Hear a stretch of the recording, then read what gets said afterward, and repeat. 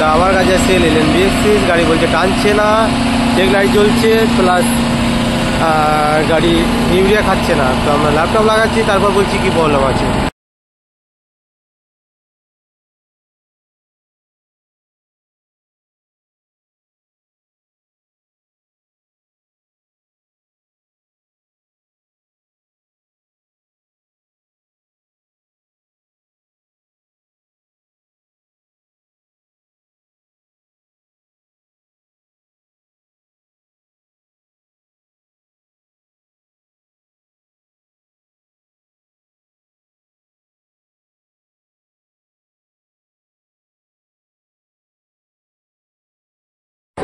সেগুলো সব দেখতে হবে।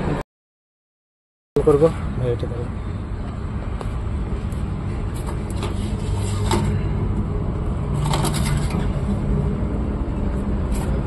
ঠিকই আছে।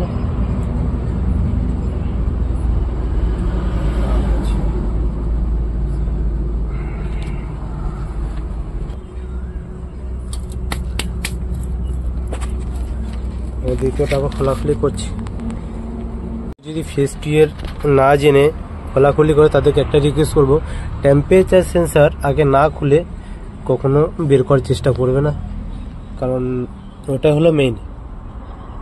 এটা এই যে টেম্পারেচার সেন্সার ঘাটটা থাকে এখানে বসে এর লাইনটা মিলানো মেইন দরকার।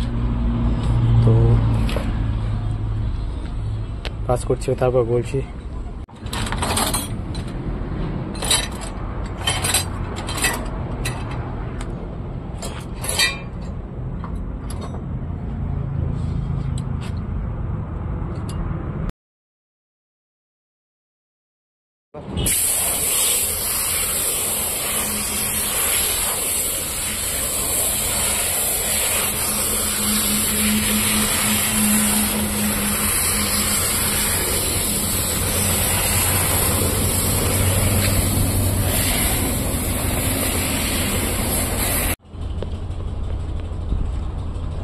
मेरा देख लीजिए ना भैया।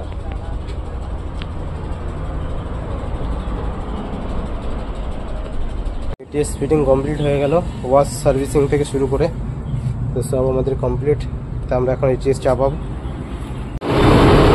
আমাদের রিজেনারেশন চালু আছে, অটো রিজেনারেশন আমাদের বলা হচ্ছে।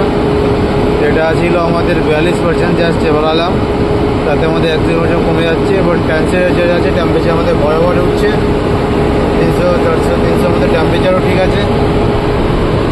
তো আমাদের অটো রিজেনারেশন আসতে আমাকে 45 মিনিট, আধা ঘন্টার হবে। আমাদের কোনো কোড এখন অ্যাক্টিভ কোড নেই, সব ইনঅ্যাক্টিভ হয়ে গেছে, কাজ আমাদের কমপ্লিটও হয়ে গেছে। প্লাস মিটারের যে লাইট জ্বলুন অক্সেল লাইট জ্বলে যাচ্ছিল, অক্সেল লাইটও বন্ধ হয়ে গেছে।